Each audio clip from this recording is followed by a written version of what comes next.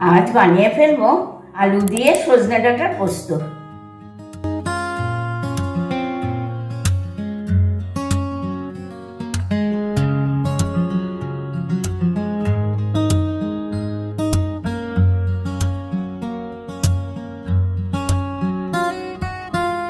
নিরামিষ দিনে তোমরাও বানিয়ে নিতে পারো আলু দিয়ে সজনে ডাঁটার পোস্ত। সজনে ডাঁটা খেতেও যেমন সুস্বাদু তেমনি স্বাস্থ্যকর। তাহলে চলো আজ শিখে নেওয়া যাক খুব সহজ পদ্ধতিতে আলু দিয়ে সজনে ডাঁটা পোস্ত রেসিপিটা। বন্ধুরা, তোমরা সবাই ভালো আছো তো? আজকে থাম্বনেল দেখে নিশ্চয়ই বুঝতে পেরেছ কি বানাতে চলেছি, আলু দিয়ে সজনে ডাঁটা পোস্ত। তার জন্য নিয়ে নিয়েছি 250 গ্রাম সজনের ডাঁটা আর মিডিয়াম সাইজের 5টা আলু। আমি এগুলোকে আগে থেকে কেটে জলে ভালো করে ধুয়ে ভিজিয়ে রেখেছি। কেন বলো তো? যাতে এগুলো না কালো হয়ে যায়, আর এমনি তো আনাজ ভেজানো থাকলে সেটা ভালো হয়। তাহলে চলো এগুলো এখানে ভেজানো থাকুক, সেই ফাঁকে আমি শিলে পোস্তটা বেটে ফেলি। পোস্তর আগেই বেটে নেব 4টে বড় বড় কাঁচা লঙ্কা। লঙ্কাটা আমি একটু ভেঙে নিই, তাহলে বাটতে একটু সুবিধে হয়। আর এর ভেতর দিয়ে নেব সামান্য একটু নুন, তাহলে তাড়াতাড়ি লঙ্কাটা বাটা হয়ে যায়।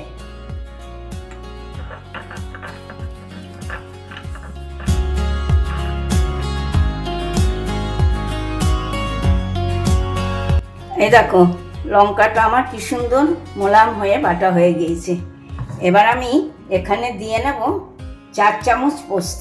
এটাকে আমি লঙ্কার সাথে একসাথে বেটে নেব।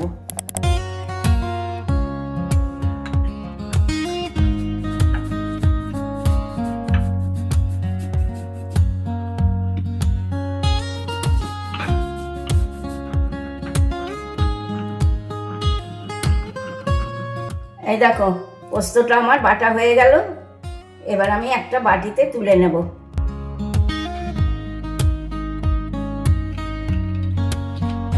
ওভেনে একটা কড়া বসিয়ে দিয়েছি গরম হওয়ার জন্য।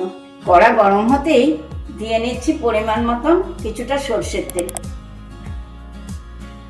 তেল গরম হতেই দিয়ে দিচ্ছি একটুখানি কালো জিরে,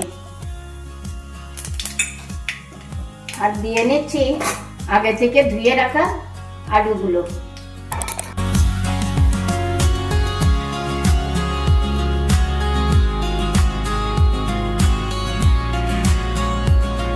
এর ভেতরে দিয়ে দিচ্ছি আগে থেকে ধুয়ে রাখা সজনের ডাঁটা। দেবো ছোট চামচের 1 চামচ নুন। এবার এটাকে আমি একটু নাড়াচাড়া করে ঢাকা দিয়ে দেবো।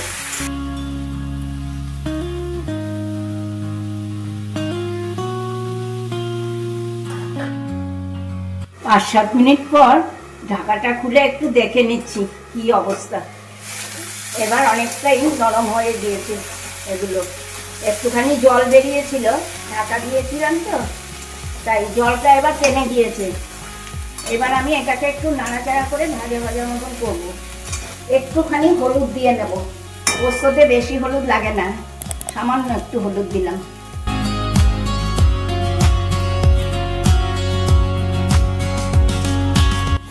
এই দেখো অনেকটাই ভাজা হয়ে গিয়েছে। এবার আমি দিয়ে নেব শিলে বাটা পোস্তটা। এটা দিয়ে আমি কিন্তু বেশি ভাজবো না, 2-4 বার একটু নাড়াচাড়া করে আমি জল ঢেলে দেবো।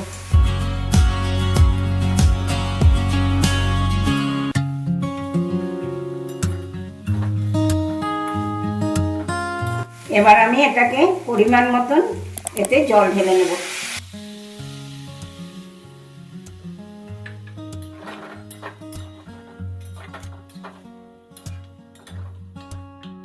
দিয়ে দেব আরো বড় কাপের 1 কাপ জল। দিয়ে এটাকে আমি ঢাকা দিয়ে দেব।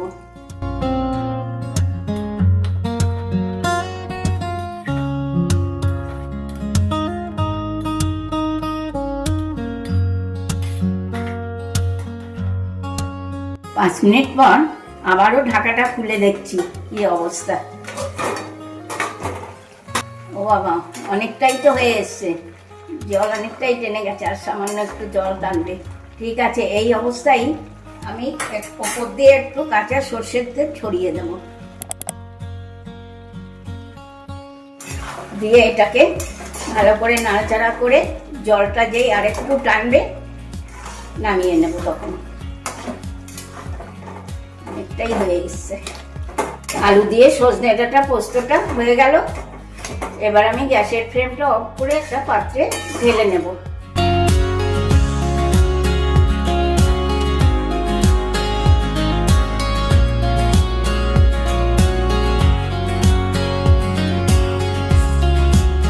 এবার আমি এটা গরম গরম পরিবেশন করে দেব। কি বন্ধুরা, তোমাদের অনুরোধে আজ কেমন শিখিয়ে দিলাম নিরামিষ রেসিপিটা। তোমাদের ভালো লেগেছে তো? যদি ভালো লেগে থাকে তাহলে ফেসবুক, ইউটিউবে একটা লাইক, একটু কমেন্ট করে আমাকে জানিও। সঙ্গে শেয়ারও করা চাই কিন্তু। মনে আছে নিশ্চয়ই মুখার্জি কিচেন। তাহলে আজকে আসি, টাটা, বাই বাই। তোমরা সবাই ভালো থেকো, সুস্থ থেকো। নেক্সট দিন আবার চলে আসবো নতুন নতুন রেসিপি নিয়ে।